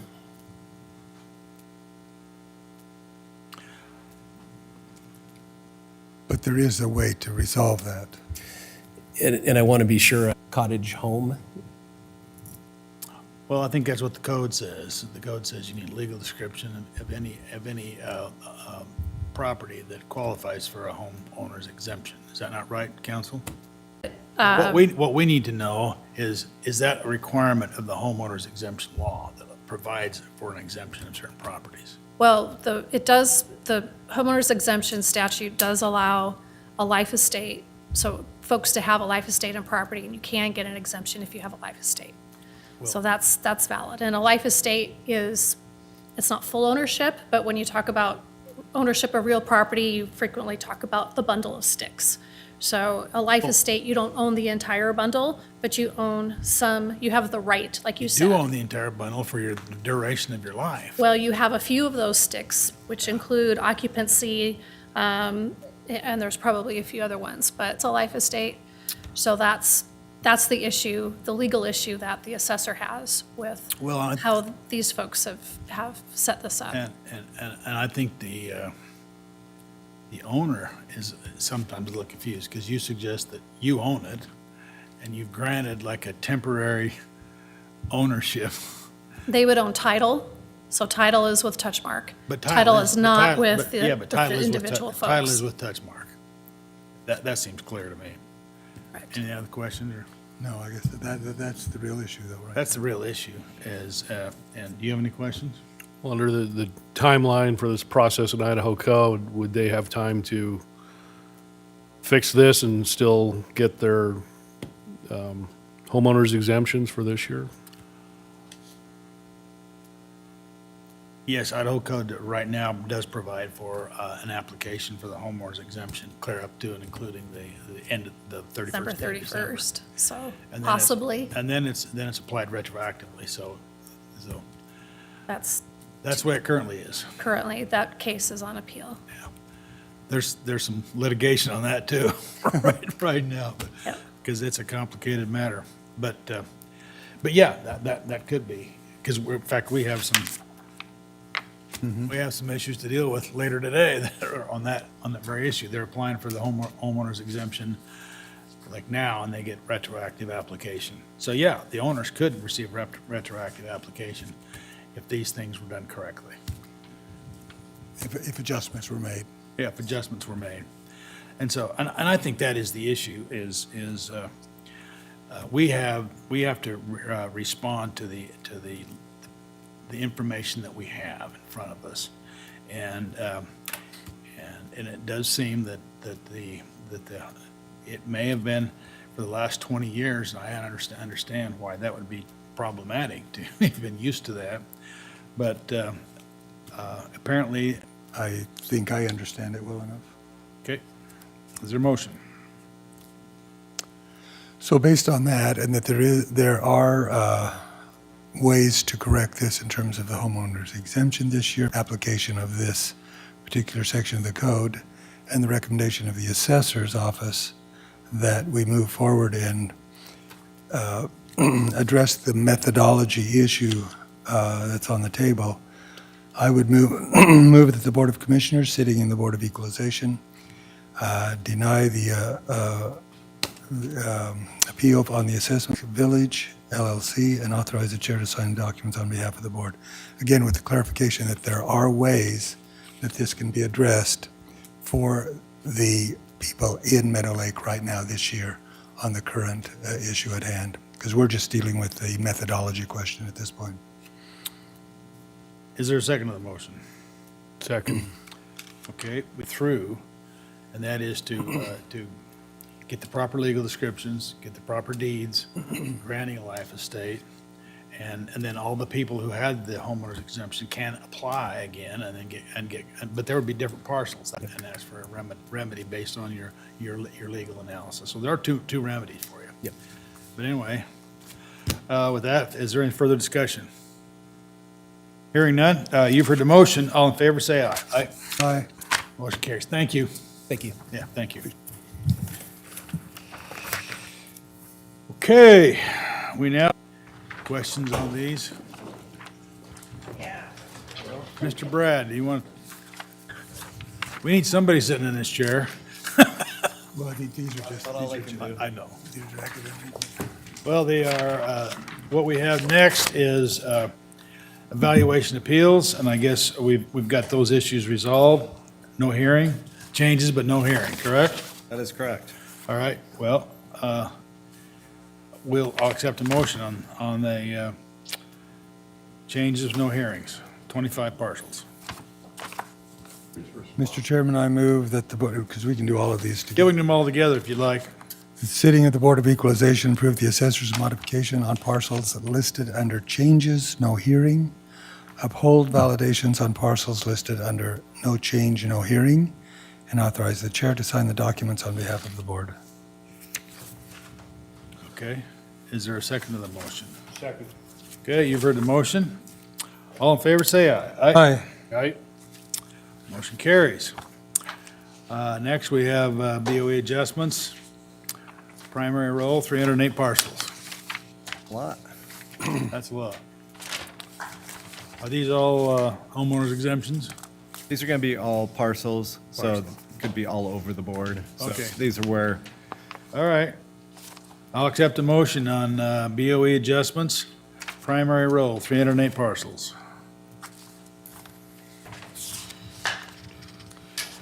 Mr. Chairman, I move that the Board of Commissioners sitting in the Board of Equalization approve the BOE adjustments as listed on the agenda and authorize the chair to sign the documents on behalf of the board. Second. Okay, any further discussion? Hearing none, all in favor say aye. Aye? Aye. Motion carries.